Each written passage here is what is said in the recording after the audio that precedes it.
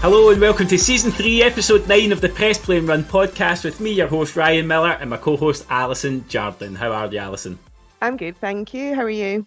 I am good. It has been a minute, as the kids say.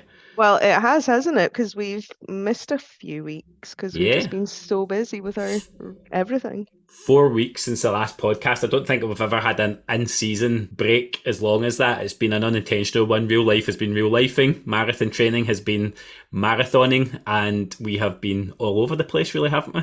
Yeah, it's probably actually a reflection of where everyone kind of is in marathon training, isn't it? Like we get to that point where everything does just get a lot. Yeah. Not just with running, but balancing life, work, and everything. So, yeah, we just had to take a break like most people do, I think, Yeah. when you get to a few weeks away from the big day. We'll get to the marathon training, but I think that's it. One of the bits that's overlooked when you've not done many marathons, and I'm only in my second block, is people worry about the distances and their ability to run it. Actually, probably one of the biggest challenges is just trying to fit the training when you hit these peak weeks in and around a life. It's okay if you've got massive flexibility in your job, and I do have a lot, but it's just relentless heading into peak weeks with a higher volume. We were saying to each other yesterday how we both feel really tired, and we hadn't said that to each other before, but I think we'd been feeling it for maybe the last week or so. And then I was speaking to a couple of people at club last night, and they were saying the exact same. And I don't know why I'm surprised, because I haven't done a few marathons. I know that this happens, but you still get a bit like, oh. And I was saying that to Jackie last night, that because it's her first one as well, I was like, these are the things that you start panicking about, but you also have to remember it's okay to feel that way because we all do at this point. Let's come back to sort of cover that when we're thinking about, yes, for us, London and all these spring marathons coming up. But we'll probably focus first on where we've been, what we're doing, and why we're so tired, because it's not just the training. I think at this point, like a lot of people, we put some races into our calendars. I think it's a really good tester. We've spoken about it previously to say races help to keep me motivated. It helps with a test of speed for me to know where I'm at for pacing, but also that chance to do some of your longer runs and get a medal at the end and things. It's just anything that motivates you to get out and do those miles. So since we've last spoken, you were just off the back of the Track 105 half, I think you were the last time we spoke. So since then we've had Down by the River, 20 along the Forth, which is a 20-mile race. The John Muir Way has taken place for some of the community. And Alloa half. The Alloa half took place as well, which neither of us did, but No. a lot of our club mates and our friends did. And then I did the half marathon at Hampton Palace down in Surrey. So it's been a busy race schedule. There's a lot going on. We have, if any of the community don't know, actually, if you go into our Facebook group, you'll find at the top of the featured section a pinned list of race events that our community are taking part in, and it actually does a really good job of demonstrating just the volume of races on the calendar across mainly Scotland, but some in the UK as well, across the rest of the UK. And I've been sort of chalking them off as they go by, but it's been really, really busy. So we kick off at the start. I think the first of them in chronological order was Down by the River, 10km, which you weren't at, Alison, because you were being a full-time sponsored athlete or whatever it is you do when you're on a running holiday with Kirsten. So tell me about that first. Where were you and what were you doing? It was a place called Forna, which was about an hour and a half away from Alicante, a tiny little village. So it was just a few days away. We're away where we were running, doing different sessions, track, hills, long runs, just in a kind of hilly area, which was obviously good for training. But we were also, I think for me, one of the big things I learned was about the nutrition side of things, which is something I always think that I can improve on. So it was really good. Met a lot of people that I'd known and spoken to for a few years on Instagram as well, which was just absolute coincidence they were going. So it was a nice few days away. Weather was pretty good for that time of year. And also got to meet Vicky, the running coach, who I again spoken to for a long time. And we were meant to meet in Boston actually, but she ended up getting injured. So really nice few days, just getting to know people a bit better, getting to run, talk about running, and then yeah, came back to more rain and wind. So And what were your takeaways from that week? Obviously, the chance to just be in different surroundings, running somewhere different. I know it was quite hilly, you were saying. But you also got that time with Kirsten, one of your best friends, somebody, despite having that tight friendship with, it's difficult to organise runs together just because of real life here for both of you. So how was that?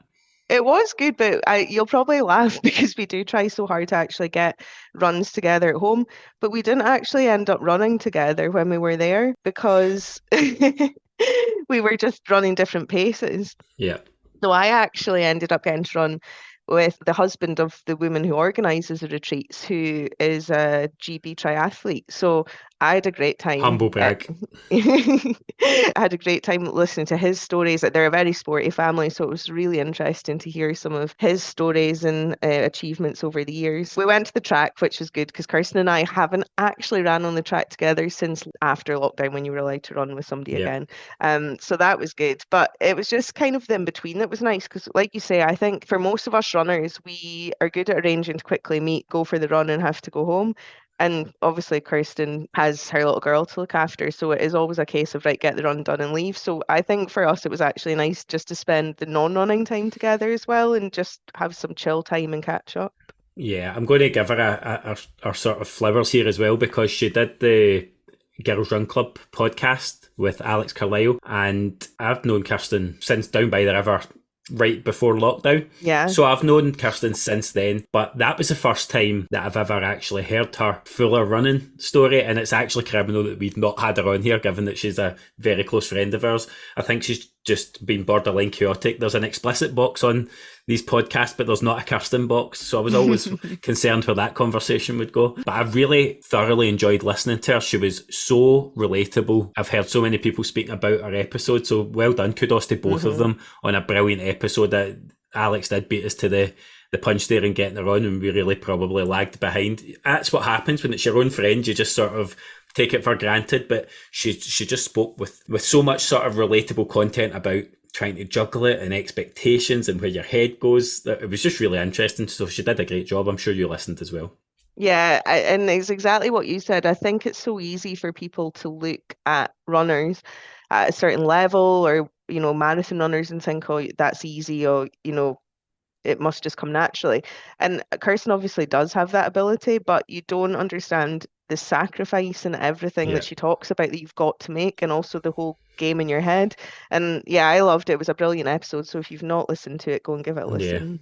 And the thing that I took away from it was, I think it was Alex that said this, or somebody in a comment maybe on their post, was that they felt that she was attainable in terms of like as a role model to look to. And I don't mean that in the sense that somebody like you is not, but people tend to see your journey for where it is now, all the world majors, and not that many get back to seeing what that first New York disaster looked like for you or where it all started, unless they really dig back in. You can see you as, oh, I'll never get there. But Kirsten is juggling just so many of those real life things that we all face. So well done, Kirsten. You did a fantastic job. We will get you on here in season 93 of Press Play and Run when we're all in the nursing home. So it looked like a great trip. While you were doing that, I was in the sunny shores of Cambuslang.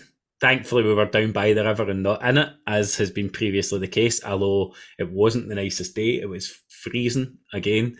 It was cold, but that once we got going, it actually played in perfectly. And that route, it's a 10k route along the Clyde path and back. Even though it was windy, you're sort of sheltered. Do remember that from the year that we did it. It's quite a good one, isn't it? Because it is literally out back, but you've got that shelter. I've heard a few people, I know you had a brilliant run, which we'll talk about, but I heard a few people say as well that although it's kind of sold as this great fast PB course, they were like, it's not actually as flat as you think.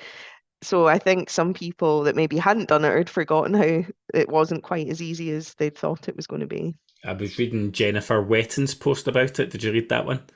Yes. She was first female, and she said the same there. It is billed as, and it should feel like a flat race because it's right along the river, but there's definitely some undulations, and you actually really feel it in the way back. So on the day itself, you knew what my plan was for that. It was to go out and run as hard as I could. It was all gas, no brake. That was the plan from the start. Set off with the people at the very front pack for the first time ever in a race, knowing fine well what was going to happen because we had the likes of Callum from our club and the front, and I know the pace differential, but my thinking was if I could hold with them as long as I could, I'm going to set myself up for a good go at my PB, and let's really see what I can do instead of building towards. I think it was about 3 or 4k before I got properly dropped by by the front pack, and then they started to. I could see them because you're on a literal out and back, so they even come back by me again.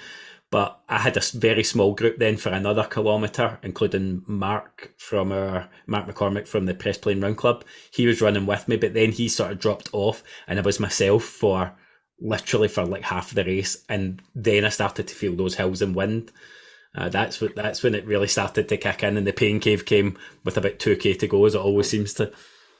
It's a hard one, isn't it? Because you do find that when you're on your own, it's great to have that, like you say, you can hold on for as long as possible and keep like people pull you along. And then when you end up at that bit on your own, it's just like that mental challenge. Where then if the weather and things isn't in your favor and you've got the wind, that's just an added pressure. But tell us, how did you get on? So I ran a PB and I ran 37:08, something like that. I mean, it was a time that if had you told me a year and a bit ago, I would be running these kind of times. These are times I associate with real runners, and I'm doing the air quotes. Hmm. You know, like they are the times I associate with the people standing at the front, and it's just been a block for me where things are clicking, everything's kicked on a level, and I achieved that on the day, and it didn't feel like a fluke. I just think it's amazing. Like I'm laughing here, like not at you, but I just love the fact that you ran a 10K PB and you've had such a successful month since, no spoilers, that you can't even remember what your time was. That's how much you're achieving just now. That there's so much happening and it's so exciting that something that was only a month ago is now like, oh, what was that again? Because Yeah. you've done so much since. And that might not, I might be doing myself far too much credit. I don't even know if that was You're the time. not. Do you know though, and I think it's really important here, and you did make a good reel on this a week or so ago, is that people are maybe looking at you right now, and I think this is so important, not just for you, but for others at this point, that it's great to see. But I and so many others that watch you and other people training just now, it's not like it just happened. No. This has been months and months of training, hard work, sacrifice. So it's absolutely amazing to see. And I love watching when like my friends and fellow runners get these successes. But I think it's so important to point out to those that are kind of maybe watching a bit more from a distance that this has been months of Yeah. work. Yeah. And, do you know, and I was doing myself a disservice. I just checked the time there. It was 37:06. Ooh. But so my PB before that was from the Winter Warmer, which we Mhm. spoke about a couple of episodes ago, and that was 38 something on a day that was trying to run sub 40. So, like, I've taken to put it in context. Before this marathon block, I'd gone under sub 40 once ever, and now, you know, I'm lopping the best part of 3 minutes off in one block. But none of it is a fluke, or it's all been work targeted towards that. I've had mad support, and it's actually fueling me on that day and down by the river. Because we're doing the podcast, and because you end up being relatively known in a very local race like that, you've got people saying your name every 2-3 minutes. That Hmm. level of support, you know what it's like when somebody's watching you. You sort of straighten up a bit, and you feel that. Well, I was getting that for practically the whole race. So And you're that's put, huge. yeah, and it really is. It's a massive thing just in terms of how it makes me feel and the confidence. But what I would guard against is anybody looking at it and thinking, well, I'm doing that work, why am I not getting? Because I put this kind of work in on the last marathon block as well for Edinburgh. And yes, I made progress, but it was nothing like this. This has Hmm. kicked it on another level. And I think it's just that chipping away over time. So if you're not where you would like your results to be, definitely don't be disheartened by it. I think understanding it as a point in time of the process. I would not be doing these sort of times had I not got the base from the Edinburgh Marathon block last year. This is really where it started, was that marathon block. It's been a year in the making, and this is reaping the rewards of it now. I've had a purple patch with racing, but it's all coming from a foundation of a year of solid work. So don't be. It's not immediate results. It's not quick fixes. I could point towards several things that have helped get there. I've spoken before about the Pilates has helped, but just a bit. The high rocks training, which really was just strength and conditioning. So take high rocks out the mix. Good strength and conditioning. Well, I hadn't been doing that before either, but I've been doing 2 speed sessions a week. Hmm. I've been running at higher intensity. I've nearly doubled my volume. There's loads of Those, things. You know, you and couldn't put it down to one just lightning in a bottle thing. And it is interesting as well because what works for you won't work for someone else. Yeah. And I do think the comparison thing again that we've spoken about, and I do see that's mentioned a lot, especially just now, is that like we've actually done quite a lot of high mileage this time. It's the highest mileage Hmm. I've ever done in a training block, and I've done plenty. But I'm finding that this seems to be working well for me. Hmm. Whereas I know other people who are going out and smashing PBs just now are maybe running half of what I am, but it works for Yeah. them. It's again, like we were saying about Kirsten, it's what you can fit in. What can you fit around Hmm. being a parent, working, everything. And the other thing as well is that you're saying just now, and it's amazing that you've taken 3 minutes off of your 10K time in a short period in this training block, which you have worked towards. But the other thing as well is that what I notice now, and I remember getting told this years ago by a coach, was the faster you get, the smaller you're going to see the gains. So, Yeah. celebrate the 10-second PB, celebrate Yeah. the 1 second. 100%. So don't be disheartened if you think you're working hard and, oh, I only got a PB of 5 seconds. Yeah, but it's a PB. But even if Yeah. it's not a PB, you're still going out and you're giving it your best. And it's not going to be that PB day every day. And it's not always a goal race. Down by the Yeah. river is not a goal race. I wanted to really test the legs and see where they were at. I wasn't expecting that result, but yeah, I've seen it. I've seen a few times people saying, "Oh, it's inspiring what you're doing," and Hmm. that's a lovely thing to hear. But don't put it in a pedestal because actually you don't know when that bit's round the corner for you if you just keep putting the work in. If I'm sitting running these times, anybody can get there over time with it with the right work and it's not. I have not always been at this sort of point in the pack, if you like. I was significantly back. And the other thing that's changed Alison's been mindset.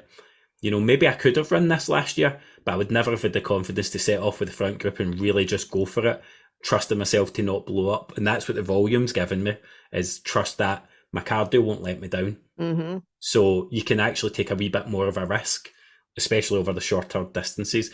And I've taken that on into the other races. So we then moved on to 20 along the fourth, a 20 miler, which at the time of booking just seemed like a lovely way to chalk off a 20-mile run. I think that's why both of us signed up.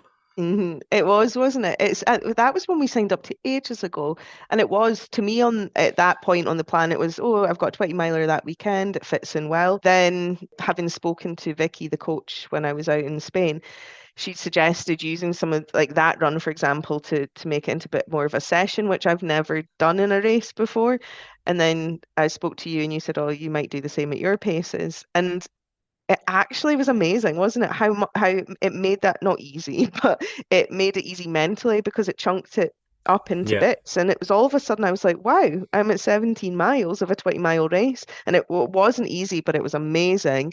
It was a good test of fitness, speed where we were. But it was also just so nice to be in a race like that, wasn't it? It didn't even feel like a race It didn't. for us because that's not how we approached it. But the Mhm. start of or before, first of all, kudos to Kat from Blast Running because as an organised event, the feel that's been created around it ties in exactly with what I love. It having that community hall space at the beginning and getting ready. We got there nice and early. It was brilliant. The waves going off at different times meant that you were seeing people at the start and finishing relatively with them again. So it was just really, really well organised. But man, it was a tough course. Hmm. Tougher I than I was love expecting. that. I'd forgotten, and we were speaking about that last night, actually. The way that the race started with the waves, I thought Yeah. that was fantastic. Yeah. And I don't think I've ever been to a race like that before, but it really worked well because for those that weren't there, so it was wave one, where I can't remember what they'd been asked to put in as their finish time, but it was the Yeah. longer finish time to the faster finish time, waves one, two, and three. So it meant that if you were in the final wave, you were catching people up, you were cheering each other on across the bridge, which I've always wanted to go across, and it was amazing. On the way back, then there was the speedy runners, but you were also getting to see people that Yeah. maybe been in the first, and and so well organized, the so many marshals on the course, and lots of those that couldn't run from the run community came to cheer that, Yeah. and that was brilliant as well. And it was just a fantastic day all round. I went home from that one just feeling like so grateful to be a part of You're this. still cheesing now talking I about know. it. It was a brilliant day, and we met actually so many of our press plane run, long run community on Hmm. the bridge. That's where I tended to Yeah. catch up with people, was either going there or coming back. And that was the highlight of the run, going across the bridge. It's absolutely spectacular running across there. Hmm. But as I say, definitely a tough finish, tough start, tough finish on a trailer part. And I ran that as the session. And the interesting part of that was we did that for anybody thinking about a 20 mile and how you might break it down, because I wouldn't have had much idea. I've researched it a bit more on this block, but we did it as a easy for 2 miles, and then we did 4 miles, 3 miles, 2 miles, 1 mile, all at marathon pace with a 2 miles easier pace in between. Hmm. And the easier pace would have been between your easier heading in towards tempo. It wasn't like jog, like almost walking pace. It was, you were still keeping your Hmm. momentum going. The interesting part at the end for me was that when I looked at the average time, the average pace, it came bang on what my Cooper plan pace was for London, Oh, which really? was not the plan, No, because plan, I uh-huh. was doing my marathon pace faster than that, and obviously then I was doing my, but it came out at the Hmm. exact, that would have been, if I'd have kept that pace up, that would have been a 3:08 marathon. Brilliant. So there you go. So that was a just one of those. All right, okay, maybe I can. Maybe I need to think about what I'm doing, because that didn't feel like I was going to die at any point. So it was good, but a brilliant event. Kat did a brilliant job. I would thoroughly recommend it if you're in the realms of having to do a 20 miler at that time of year. And because of that, Alison, we didn't do Aloha. Hmm. And I'm so glad now that I didn't, because then a door opened up for me to go and do one that we'll speak about in a minute. But well done to people that did Aloha, and full on mental asylum for the people that did both. Because my legs were rough the next day after 20 along the fourth. I weirdly, mine weren't, which is possibly something I need to think about, but I don't think I'd have wanted to do two races in 2 days Yeah. just because I know what I'm like, and I'd have tried to go and race this, because especially because Saturday had been a session.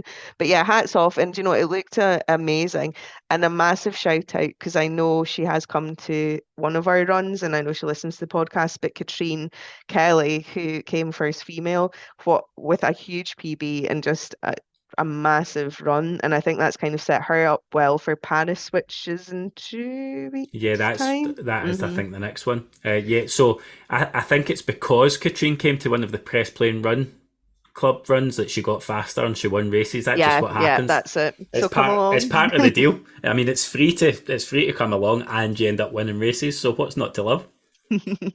But there's no guarantees. No. That weekend, lots of PBs from the Hmm. club as well. Their Alloa seems to be one that, despite being a tough course, people really go there with it as a goal race, and it tends to generate PBs despite the toughness of it. Yeah, it's one I've never done, but people I've ran with for years seem to love it. Yeah. And it doesn't sound easy, to be honest. I haven't even really looked at the elevation. I just heard from various people that did it that it was hard. People And just keep saying the hill, the hill, the yeah, hill. the Any, hill. any race with the hill is not for me. But no, I think if it was a different weekend, I'd maybe sign up next year. But I'm very, very tempted already to go back and do 20 long the fourth again, I think. Yeah, I think if I was doing a spring marathon, I would make that a, Hmm. a feature of it, and do it as a session like that again. I mean, I don't think I would fancy being kind of eyeballs out for 20 miles along that terrain, No, especially the end. It goes go back into that. I can't remember. Is it Dalmania Estate? Underfoot was just hard, brutal. really, really hard, and I would Hmm. definitely wouldn't wear carbon plate trainers again. Like that, No. that was rough in the feet. As I said, I didn't do Aloha, but what then happened for me was my brother-in-law, who was meant to be doing the Hampton Palace half marathon down in Surrey, he's injured, unfortunately, but his loss was my gain, and I got his place transferred. So I went down for a flying visit to my sisters, and I ran from Hampton Court. If you don't know where that is, it's about 20 to 30 minutes from London by train. Beautiful bit of Surrey. The route was flat right along the Thames path. And Oh, then you go into nice. like Thames Ditton and back round, and you go back up the Thames path. So you did, it was kind of like two loops or one and a half loops. And then the last 3K, which I didn't know, turned you left and back through, I don't even know, a park of some sort. But my God, the terrain was disgusting. It was like traily, but the trail had been created by tire tracks. So it was like tire Okay. track grass, tire track. So it was pick your poison. dodged the pothole, and I had been on a good pace the whole time, the steadiest pace I've ever run a race at. And that last 3K, oh, I can't tell you, just the pain in my legs just trying to hold it. But again, not to sound like a broken record, had an absolute, the run of my life, basically, again, You did. for a half marathon, and lopped 6 minutes off that PB, which was from Monklands the year before, I think, had been my PB. So, it's just unbelievable. But that is the marker now for London. That was what that race was for, was to see how do I feel at a pace that mentally might not feel comfortable, but physically I was going to have a bash. And the fact of the matter is I held it all relatively comfortably until that last bit, and that was more terrain-based than anything else. Yeah, no, congratulations, because that was just an amazing run. And I think as well what we were saying earlier about the whole times and PBs when you get to that pace, to take that amount of time off a half marathon is huge. Yeah, no, I'm not. I wouldn't underplay it either. It was, I passed my sister's house on the route. She was out at the end of the street, and she shouted as I passed, and I think this was about 11 kilometres in. She shouted to me that I was 75th, and there was And she stood and counted. She stood and counted, and there was 4,500 people in that race. Wow. So to be at that point was a moment of, what am I doing? And looking over my shoulder to see for the rest of them, I was expecting like the stampede. But I finished in the top 90. I think I was 88th out of all of that. Amazing. So that's the kind of result, again, that's just been, that would be beyond comprehension. And I was running with people that are obviously normally running at that level, who were coasting, it looked like to me. But everybody after it says the same thing. You know, they were on the limit, they were struggling. I felt so steady. I'd never ran, my splits were almost identical for 19 kilometres, and then it was a couple where I dropped off at the end, but I ended up running 1:23:20. Yeah, no, I mean, it's just a madness that they're running these, but it does help me now, and we'll talk about that coming up, in terms of setting targets and goals for London. That was what it was for. And I got to see my sister, which was lovely. I can't believe she counted. That is so nice. She was amazing. She crewed me on the day, so right down to the start. It meant I could keep my jumper on again. It was another cold start, and then she was at various points. It was just really nice. It was a nice way for us to spend the day together too. She enjoyed it.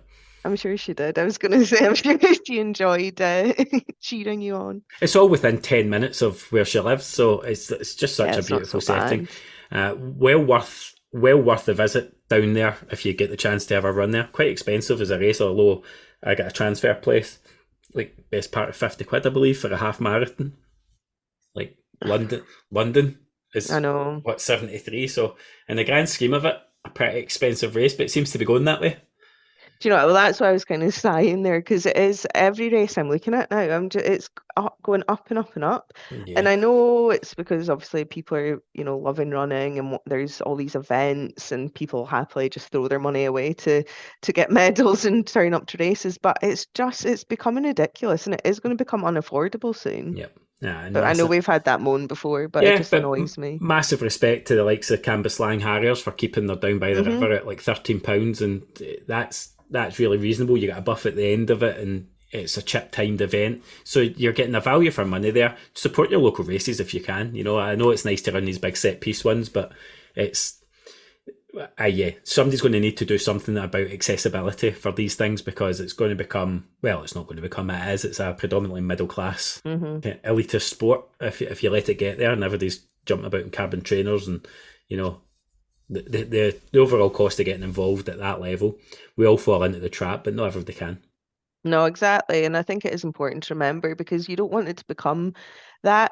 We're very fortunate, I think, with London, like you say, that they've kept it that way. I know it has gone up a bit, but see, in comparison to, like you're saying now, half marathons, and I think we've even seen some 10Ks go up, to ridiculous prices. I think it's time to maybe just take a step back and look at some of these races and think, do you really want to pay that? Yeah.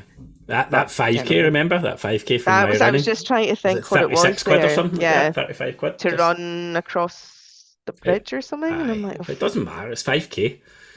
It's 35 quid for any 5K. Come on. Let's be. Do you know what? There's park runs for free. They're like, go to them. They're amazing. And they're a race, not a run, Alison. Sorry, yes, a run. Oh, sorry, it's a run, not a race. My bad. Somebody just forgot to tell us that. And the other thing that happened before we move on to London marathon prep and what's coming up. The other thing that happened on that weekend of the Hampton Palace half marathon last weekend was the Press Play and Run Club long run, which neither of us were at, had 59 people at it. Woo. Kirsten, Susan, a wider group of people helped lead it. It was amazing. I had FOMO. It I've looked just run like the amazing. PB of my life in a half marathon, and I'm sitting scrolling through and having FOMO about not running through Glasgow again. But the sun was out and Emily was there taking the reel. It just looked like everything we would ever want that to be, and neither of us were there, and it made it kind of all the sweeter that it still happened. It was, and Jim had actually messaged me and said, you know, it was so nice. Like it was the first time don't know if first time he'd ever been or in a long time, and he was like, it was lovely to see that something like that can still go ahead and become such a big thing without us being there. And I couldn't agree more. It looked, and like you say, I think the sun was shining, the sky, like blue sky. Everyone looked like they had a good time. I think like there was loads of positive feedback. So, and that's all we ever wanted for this to become something that can happen when we're not there. Yeah, it needs to be a sustainable thing. It's the Hmm. community's run. It's not ours. It's not a, everybody come and look at me and run with me type run. It's not what it is. We'll touch on this on the season finale, which will be our next episode. We'll touch maybe on the future direction of these things because nothing's set in stone, and we're always thinking about what do we do after the spring marathons, because this was set up to get us to For spring that. marathons, and once we get the Edinburgh crowd through, we're pretty much there with the bigger ones for our group.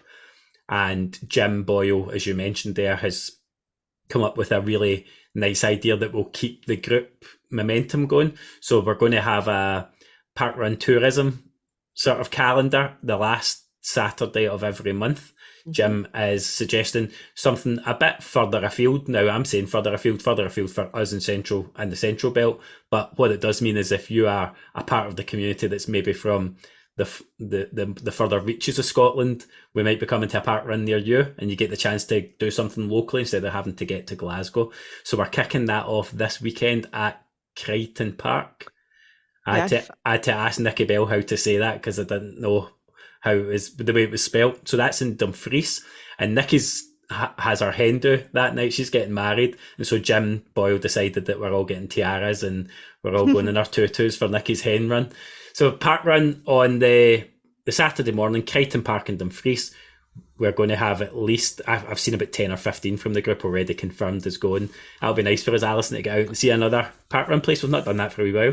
Do you know, I was really looking forward to it because we did it a lot in the summer before our marathon training began. And I was like, oh, this will be nice just to do it again because we enjoyed it, like meeting other people. Because, like you say, we are in a kind of central belt where we've got so many that are accessible and near that you forget that there's others. So when you get to meet the wider community, it's always good. So I'm really looking forward to it. There's events have been set up in the group, so if you want to Hmm. come to any of them, you can actually look and maybe plan ahead. So schedule is an issue. You'll see where we're going. You'll be able to see, and you can click going on any of the events. I think there's Orium, Mount Stewart. Greenock. I remember Yeah, that one was down yeah. as well. So yeah, there's a few, and I know that they've changed. I think it is Greenock and Oriam around because Oriam was the weekend of Edinburgh. So Edinburgh it would have, Festival. yeah, Yeah. So this is a brainchild of Jim Boyle. So anything good about it, Jim gets the credit. Anything that goes poorly, Jim gets the blame. big shout out to Jim because I think it was a good idea, and he's kind of taken on the responsibility of setting that up and putting the invites out into the Facebook group. So massive thanks to him, and I think it'll be a huge success, like everything is, because I've heard so many people already say that it's just something totally different and exciting, Yeah. and they want to be a I part of think it. I think it's accessible as well to people that are Mhm. maybe just not at these distances. Uh-huh. We're up running minimum of kind of 8 miles up to 20 almost every week now.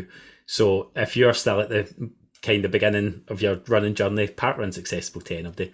So if you're just building up, get along there, meet people, be part of the community. The community is going from strength to strength. We've got 855 people now in the group, I think. Is there 855? That's 800, I think I amazing. checked it yesterday, 855 people in that Facebook space. So That's the incredible. group has just grown arms and legs. And they even got together yesterday for a wee group Pilates session, didn't they, Alison?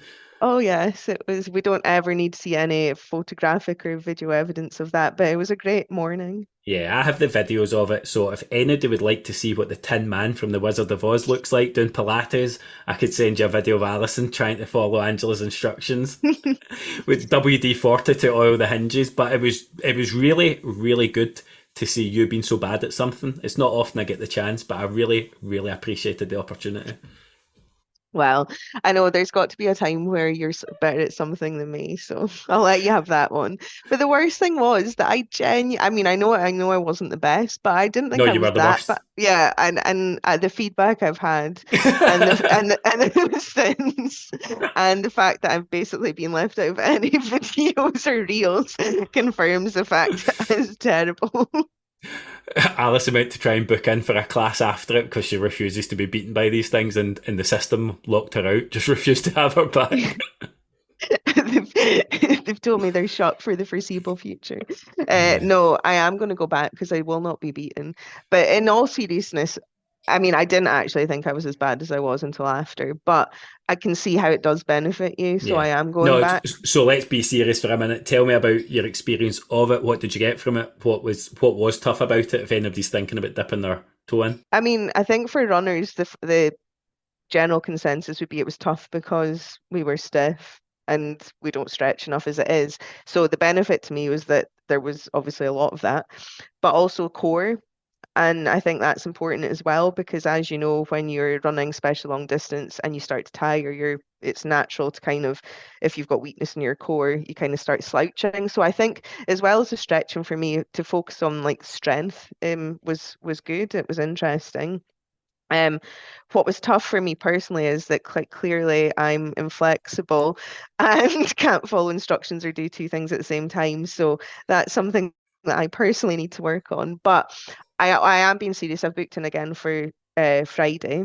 Yeah. And I am going to continue trying to go at least once a week because I can see, well, from you, I've watched you, but I've Yeah. also got a friend that teaches it as well in another country. And the benefits that I see for runners are huge. So I would Yeah. absolutely recommend it. I've already said that to people that couldn't come yesterday, but see if you can give it a shot, go because it was really good. And they were amazing and so patient. Yeah, yeah. I mean, that was a good challenge, and I know Angela will be Angela, who owns Align Pilates, and thank you to her for putting that on. She was really motivated by getting a different group in, and she's opening up her world to a different world, and that was that program is classic Pilates, reformer Pilates, but with running in mind. So it's really working in those areas where we are tightest and we become inflexible if you're not putting the work in. But it was good to see everybody there as well. And again, it's just another example of who would have thought when we start this kind of thing that we end up with a session like that for our community. It's just wild what this has all become. But I was thinking about it this morning. I mean, I honestly, I really did love it, and I will continue to go. But isn't it amazing how through this community we're learning so much, even though we've maybe ran for years? But I would never have thought about doing reformers Pilates as something that would benefit running. And there's so much that other people are sharing now that, again, we're all learning. And I love that because of this group, we're able to share experiences, whether it be ways to complement running, how to help each, like recommendations if you've got niggles, uh, nutrition. Like it's everything that we could have ever hoped Yeah, for and more. builds community. Hmm. Over the top of all of that is the umbrella of you're doing things together with people, like-minded people.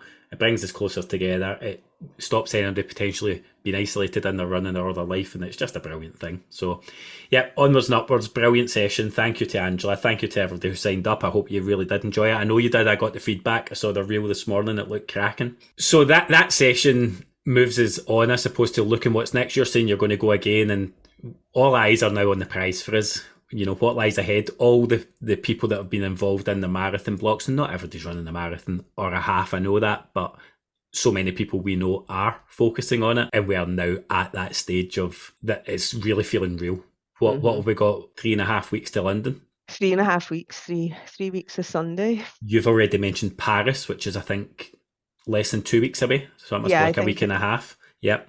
And then you've got Manchester, Brighton, Boston.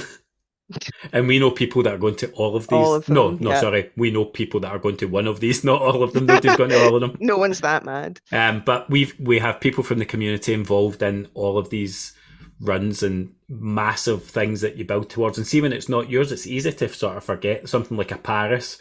It's such a major race too, and people, that's their sole focus. I can't wait to see what they do, and I hope we need to find a way of tracking these people in the group. Maybe get a wee something posted with people can put their race numbers so that we can lift them up, celebrate them. But how? Yeah, let's see if we can, like usually you get a link or there's Yeah, a link to an app or something. If we can find those for the races, then we can share those in the yeah. the Facebook group. If people want to be, we can make a pin section where they can drop in their tracker Hmm. link or their number, and we can follow them, because I'm buzzing for everybody to get the fruits of the labour. That's no matter where you're at, and we know people that have been injured that are going to try and get round, and they've maybe had to readjust their goals. We know people that are just tip top form, like really get their sights set on a time. We know people that are going to smile the whole way around and get a medal at the end. All the ambitions are different. None of the time matters except to you. Hmm. That's where my head is at on it. For other people, Honestly, for me, this is huge for marathons, especially, is if you're going with a time in mind, remember it's for you. Like marathons aren't like a 10K where you maybe pick somebody that you might want to try and beat their time. See, if you go out with that mentality, you'll only be disappointed. And finishing a marathon should never be disappointment. It should be, yes, you can have personal goals. And of course, it's okay. We've spoken about this to be disappointed if you don't reach them, but don't use a marathon to ever compare yourself to somebody else because you're the one that's put in the 16, 12, 20 weeks, whatever it is. Go and enjoy it and don't let anything like that ruin it because regardless of what you do on the day, you've ran a marathon. yeah. And I'm going to try and steer clear here of offering advice, having only done a marathon. All I could speak to is experience, and you don't know what you're getting on the day. Be brave enough if you get conditions on the day that require you to readjust your expectations or your plan. Be brave enough to do that, Mhm. because I think my one experience of it is that I suffered for not making that call early enough and stepping off when it got really warm, and it did impact probably not only my time but my experience of the day. It shaped a wee bit of fear for the next one, just because blown up is not a nice feeling, like hitting the wall, call it what you like. But this is the time when, if you're going to have a meltdown mentally, it's probably going to come in and around now. Yeah. Expectations, for me, it's just the fact that the doubt starts to creep in. You've put the work in, and you really, really want everything to just click and go the way that you want it to. And that can cause a wee bit of anxiety, a wee bit of stress. So I want you to tell me, Alison, about your little mini crisis over the last week or so. Because I think if you're having it with your experience, there is learning in it for everybody who's not been there. Yeah, I think I got a shock because my maranoia started way earlier than it normally would. Usually it's 2 weeks before when the taper starts.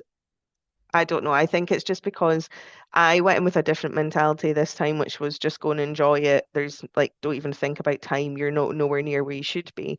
And then thankfully, in a way, everything's fallen into place maybe this last 6, 8 weeks.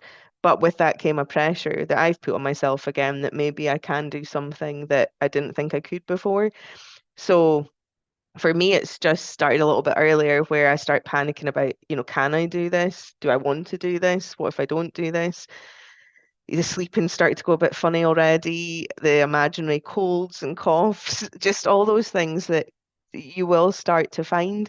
And I mean, I'm trying to do something different because this time, which is what would I say to other people? And we've got friends that we've had to have these conversations with. So I'm trying to think, right, what would I say to me if I was talking to me and just try and break it down? Like, so what if it goes wrong on the day? Well, it does. There's nothing I can do, but I can go and try.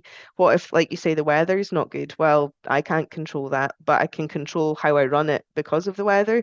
And it's just trying to be logical and sensible, but that's really hard when you're in maranoia. Yeah, and why don't we ever have the polar opposite of those thoughts? It's so rare to hear somebody talking about, what if I can do this? Hmm. What if it all goes perfectly?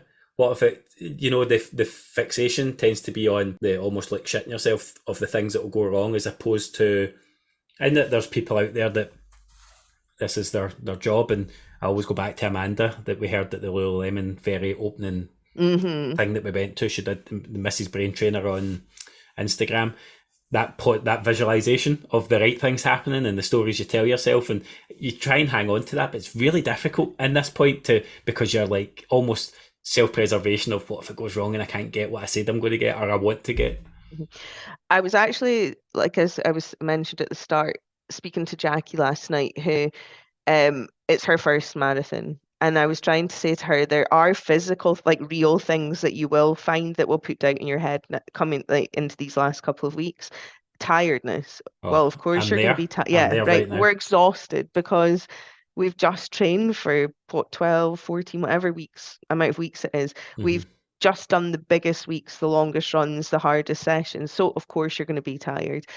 You're going to still be asked to go and do speed sessions because you need to still do them, maybe shorter ones, but you'll do them and you'll think, I can't do that anymore. So if I can't do that for like 20 minutes, how am I going to do it for 26.2 miles? You're going to start having like maybe a few little niggles or aches and pains, but maybe they are real because you've pushed your body to its almost breaking Mm-hmm. point. But that's the point, to be sensible and think, do I need to maybe just like That's what lower the mileage? It's the taper. This is why you taper, this, and you don't run through your taper to the same degree. yeah, so there are very real things that are happening. They're not all in your head, but then it's how you let your head deal with the real things and at the same time manage the things that are only in your head.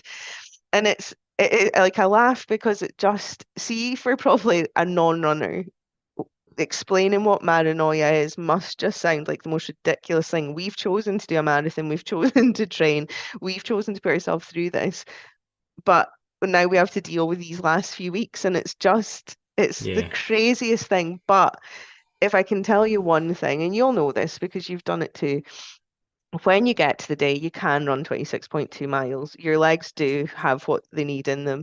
You don't have the fatigued feeling. You have an extra buzz usually because there's crowds, it's race day, it's the one thing you've worked so hard for, it's your victory lap. So try and push the negative thoughts away. Like they actually don't do you any favors.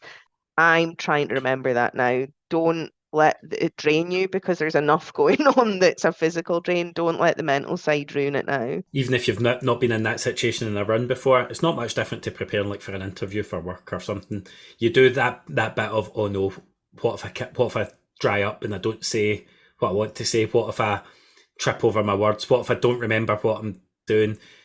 And actually, more often than not, you go in there and it'll never be what your Hmm. head feared it will be. It's usually a much more positive experience, albeit afterwards.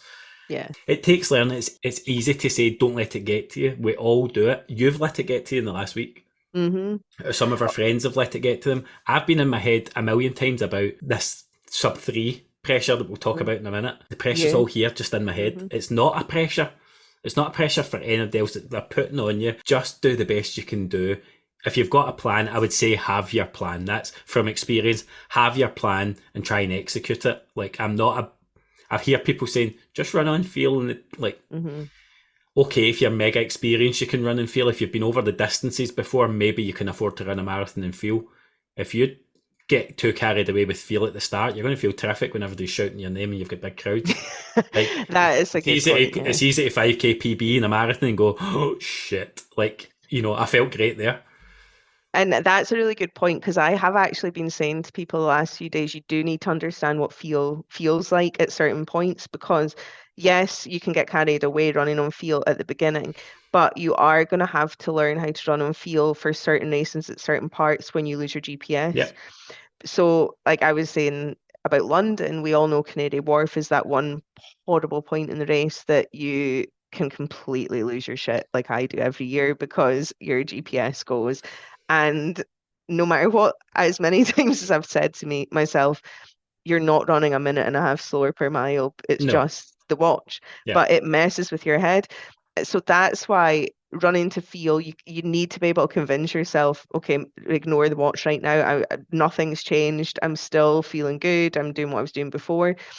But yes, absolutely. We could all go out. I laughed. Remember that I showed you my first mile on the Chicago Marathon is still the fastest mile I've ever ran because the GPS went and I thought I'll just run with the 3 hour pacer because I Yeah, feel good. Didn't feel good at mile 20, yeah. but you know. No, and our friend Leslie just ran in Iowa and did the first mile of that like she was going for the Olympic trials, and suffered obviously what you suffer at the end when you do that. And actually, next week's guest, who I won't name yet, our next episode guest, did the exact same thing in Iowa. Mhm. Set out like an Olympian basically, and then hit the Hurt Locker. So these are experienced people that know what it feels like to run. Just And still do it. manage expectations going in, but try and keep the heat at the moment and surround yourself with people. This is where I think the running community online, you can use it for good, you can use it for ill, you can compare yourself and do all the negatives, but you can actually as well see a post from somebody like you that's been through it and go, that's okay, everybody's feeling this. Just try and keep it in perspective. Hmm. So I'm not going to ask you to name a time goal for me because I think that would be mean and we've not discussed it previously. Oh, one thing I will say, we've had a Oh. bit of sensational news potentially about London. Our former guest, Oh. Beth Shearer. So, as anybody who listens to the podcast will know, that Beth was on about halfway through the season. She's been undergoing chemotherapy for triple negative breast cancer. She's well on in her treatment now, like towards the later stages of the chemotherapy process.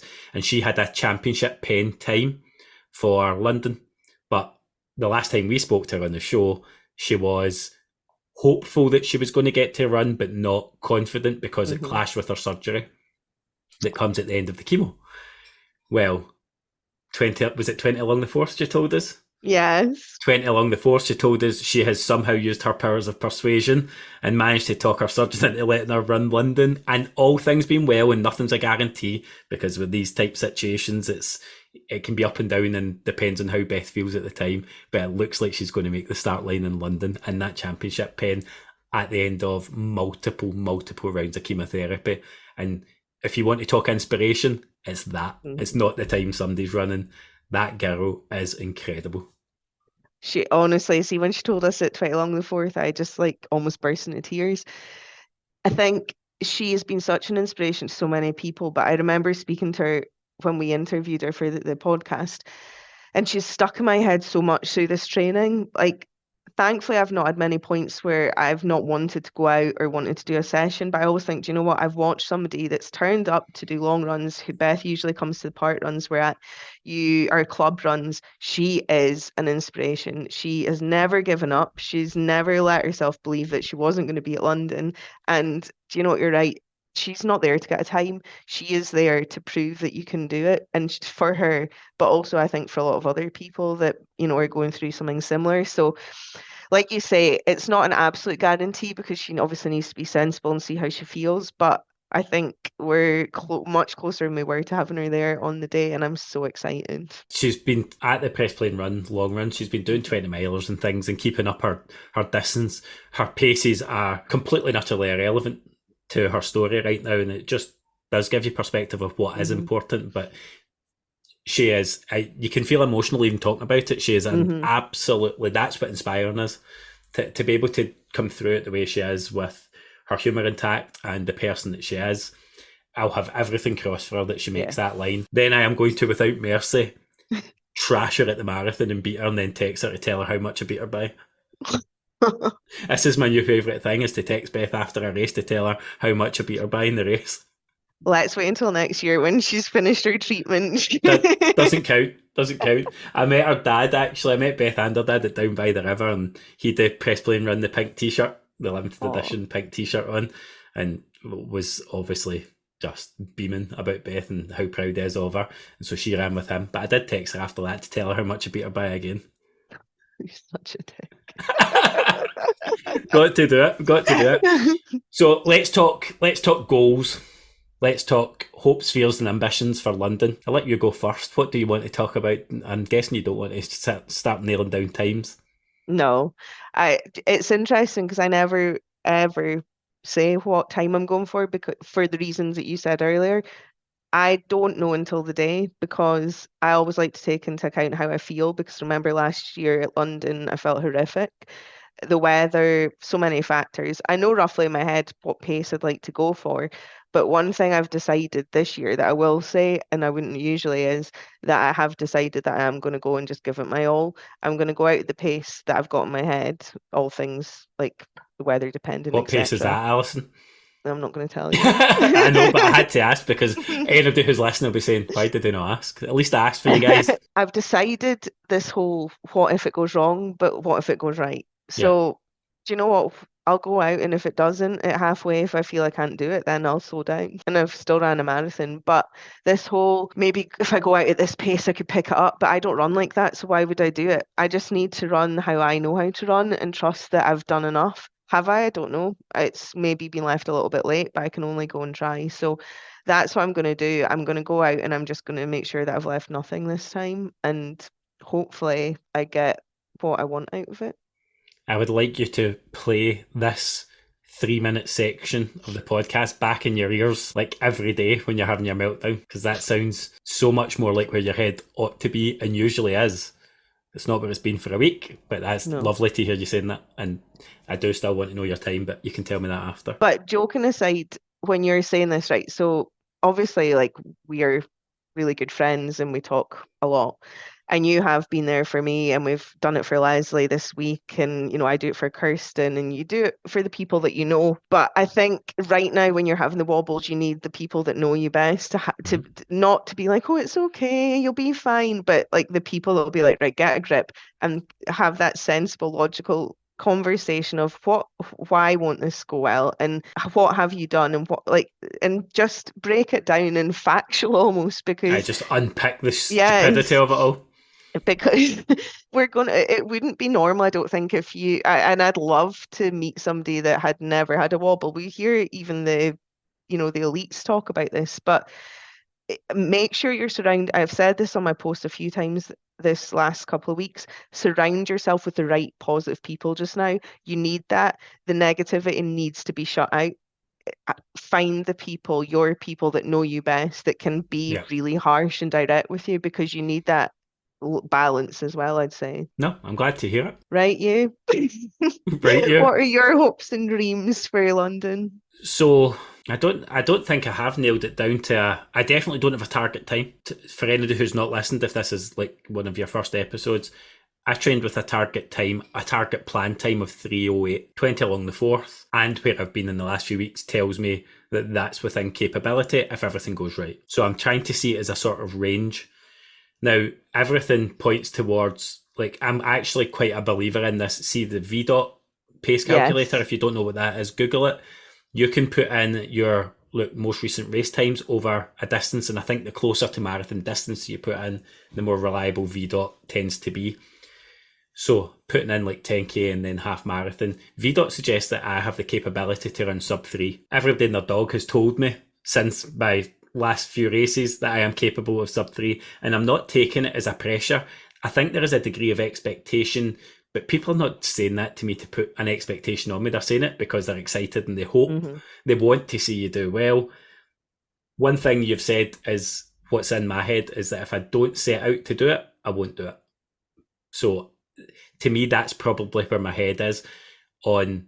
I don't have a target time on the sub 3 side, so I'm not sitting here saying anything daft like a 250. Like, that just seems criminal to me. What I will have is a pace range of, I know what sub 3 pace is, and my plan is to, if the conditions are okay in the day, is to set out at sub 3 pace. It won't be a ton above or a ton below sub 3 pace.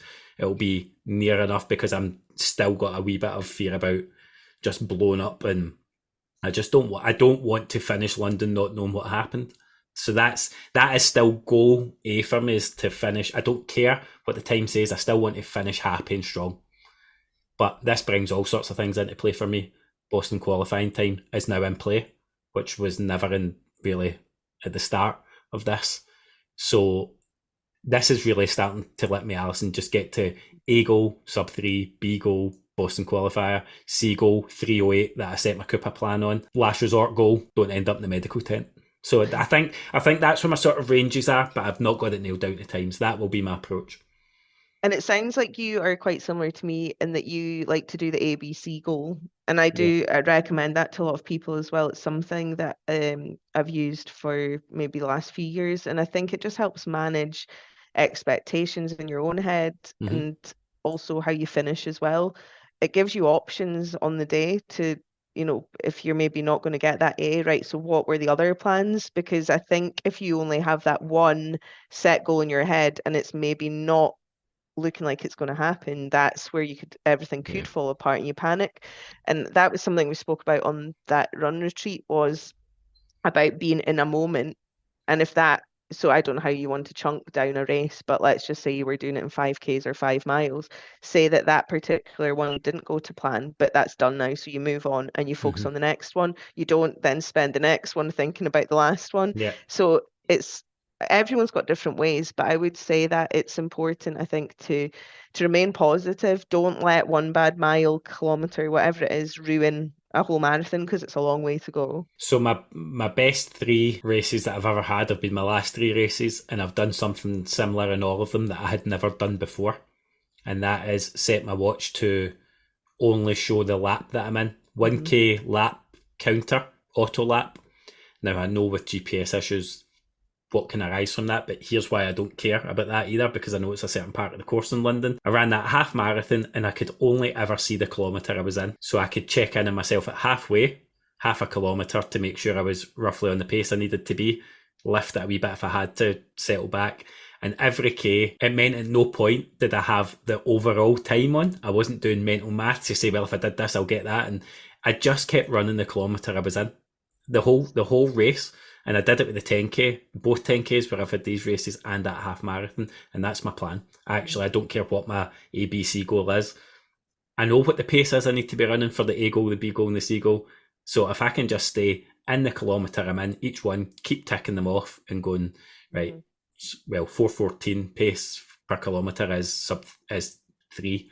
So if I can stay sub 14, sub 4:14, 4:14, you know where you're at. I'm Hmm. not worrying then about adding up how much time's banked or am I down, or it's just run the kilometre you're in and don't focus. So it's that same premise as that you're speaking about. Maybe not a 5 mile block, but I'm doing it literally K by K by K, and it's a lot of kilometres, but it just keeps my mind off the maths and the big picture. Yeah.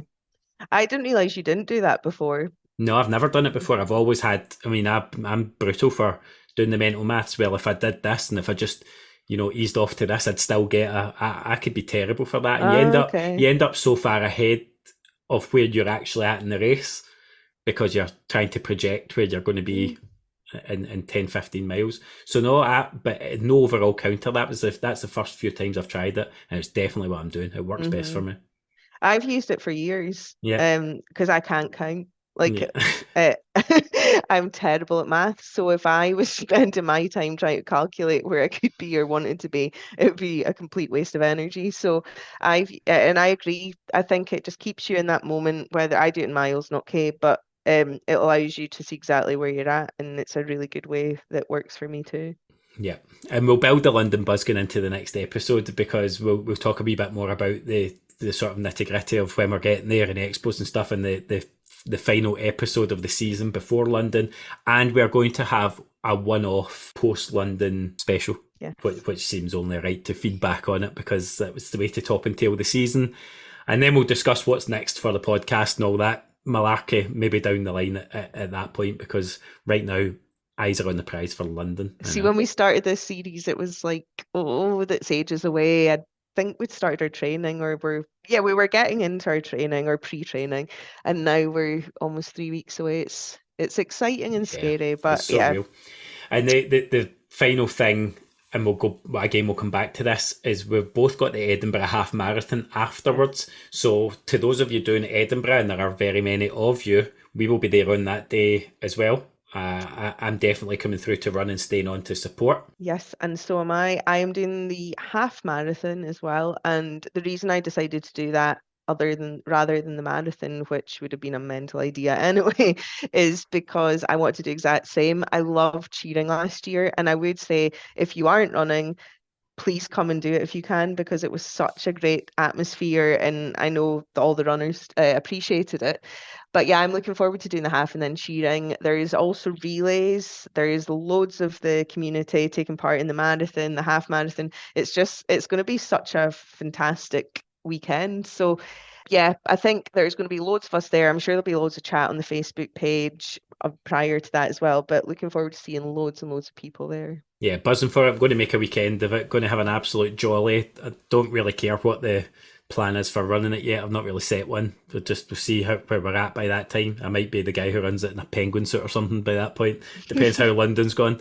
So if you're in that place and you're still heading on to Edinburgh Marathon, we will keep the long runs going to get you through your final 20 milers as well, albeit I might be waving you off at the start and meeting you for a coffee at the end, because I can't see many 20 milers in my future beyond London for a wee while. There's so much to look forward to, Alison. We are going to experience my first adventure in London Marathon, first world major. I'm so excited. And we have so many people from our club going to it. I can't wait for it. I'm ready for it. I kind of want the taper to be here. I'm knackered, but I'm excited as well. The block's been amazing.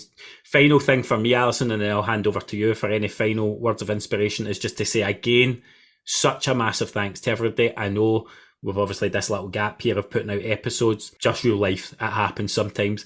The support has not waned at all, and we've still been seeing all the people at the long runs and stuff. So I still feel very much in touch with the community. Your support has been incredible for what we're trying to do here. Long may it continue. Who knows where it goes in the future, but so grateful for it. I'll hand over to you. Yeah, so there's not much more to say other than thanks to everybody. I think this whole time since we set this podcast up, the long run club and everything, the support's been amazing. The park runs, just the way that people are using the Facebook page but please just continue to do that, because I know we keep referring to London and Manchester and the ones that are coming up, but Edinburgh, like you say, isn't that far away. So continue to support each other. If you've got questions about anything, if you just want to share how you feel, that's why we created that page.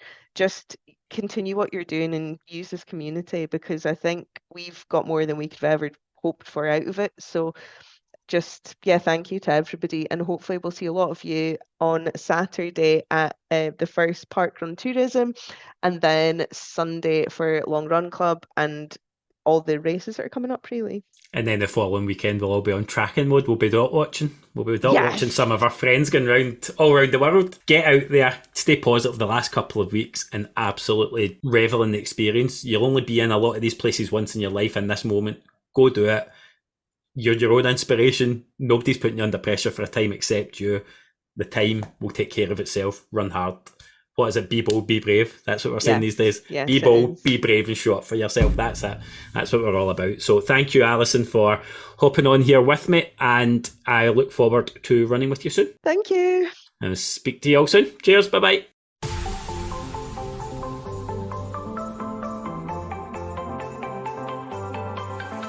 Thank you to you, the listeners, for joining us for another episode of the Press Play and Run podcast.